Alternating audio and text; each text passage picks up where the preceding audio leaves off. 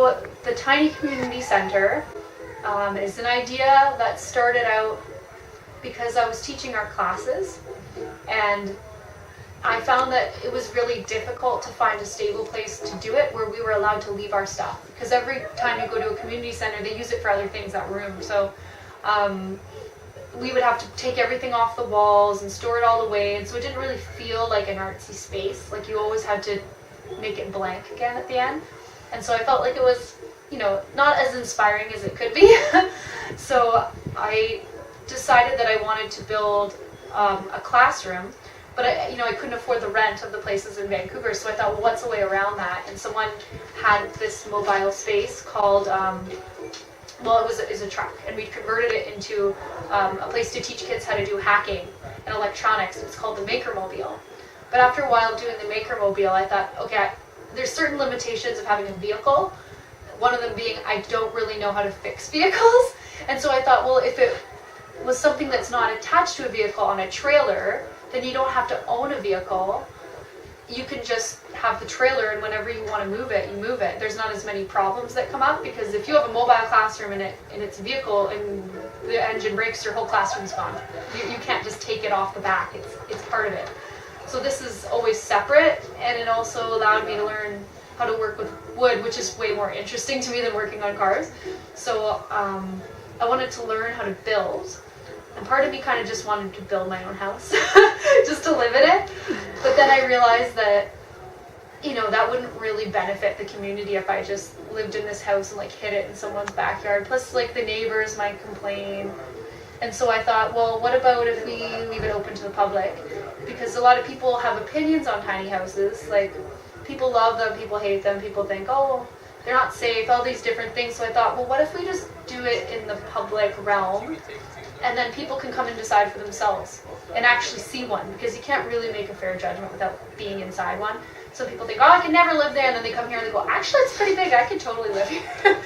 So in that sense, it was really kind of a neat perspective to take on it, but it also was, I realized, really timely, because people in Vancouver are just aware of how expensive it is, and so housing is a huge issue, which makes them really interested in tiny houses, and no one had really built one in the city that I knew about that was publicly announcing it. I know people live in them, but they're definitely not telling people because they're scared to get in trouble. It's not really legal or illegal, but there's no straight up law saying you can't, but you have to be ready for some sort of bylaw showdown and go to court over it. You might win, but then they just create a bylaw saying you can't, probably. So I just thought, I'll just avoid that altogether, and I'll build something that's open to the public. And because we don't live in it, we don't have the same issues, because no one's questioning us. They're just like, oh, this is a cool space. So we came together and we built it in a workshop. And so I wanted to learn how to build, and I thought other people must too. And so we ran a workshop and charged people money, and they all came and learned how to build, because there's not really anything that you can take that will teach you how to build a house that's not becoming a carpenter in a 4-year program.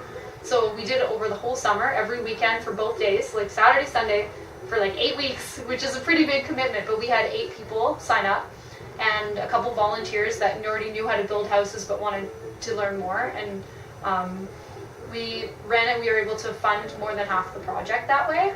And then I had a friend who started a tiny house company, and his name's John McFarlane, and he has a company called Camera Buildings. And I said, hey, do you want to help me do this project? I know you don't know me, this might seem kind of crazy, but I'm really good at getting publicity. Would you be interested? And I can help you out, and you can use this as a show home. Because when he builds a house for a person, they go and live in it. You can't just show all your clients the house. So it works out well. So he still comes with clients, and they're like, this is what I built, and this is how it feels inside. And so it works really well. It was an awesome trade. And then another friend of mine works in the film industry, and he was like, I just want to make cool projects happen. I work so hard all the time to make money. I just want to do something cool for the community. And he wanted to help, and I just thought, this is too good to be true. And then I met my partner, who at the time he just overheard me. He's like, I want to help too, and he's a welder. So we had this team of 3 people that all have different skills, and it was like, whoa, this is actually going to happen. And so I didn't know how to do any of those things, but watching them is really inspiring for me. But also realizing sometimes as an artist you feel like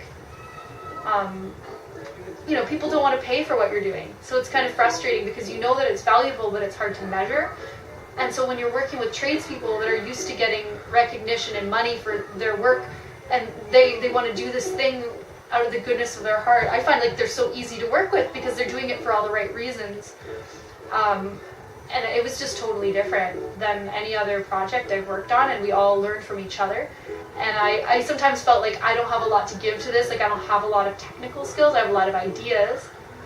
And so even though I wasn't the greatest at building, I would come along and be like, okay, what needs to happen? Okay, who needs what tools by tomorrow? Who needs more staples? And like kind of keep the organization of it. And then I would also be like, okay, who's hungry? And bring them chili and like sunscreen, because they'd always forget that kind of stuff because they're so into their world of building and getting things done and not hurting themselves. And the sun, like in the middle of the summer, it's brutal. It kind of messes with you.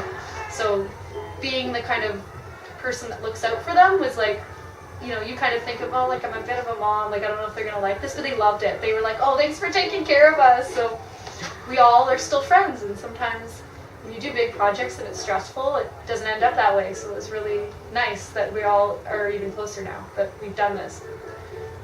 Once in a lifetime for me so far.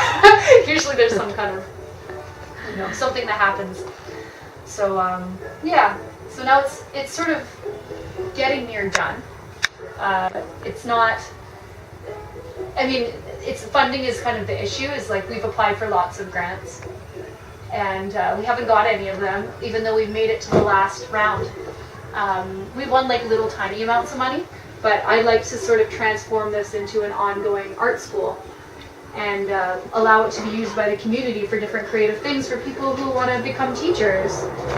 But, you know, maybe don't have experience, and just give them a way to like test it out without having to give half their money to the, you know, like a center. If they're renting a space, they have to give 50% of their income, and I think that's too much. So, Hi. Welcome. Thanks. This is the Magic Trout Imaginarium. Yeah. Oh, so this great. is like a little mobile artist residency studio, and we Okay. host different workshops with the public, and our theme is curiosity cabinets.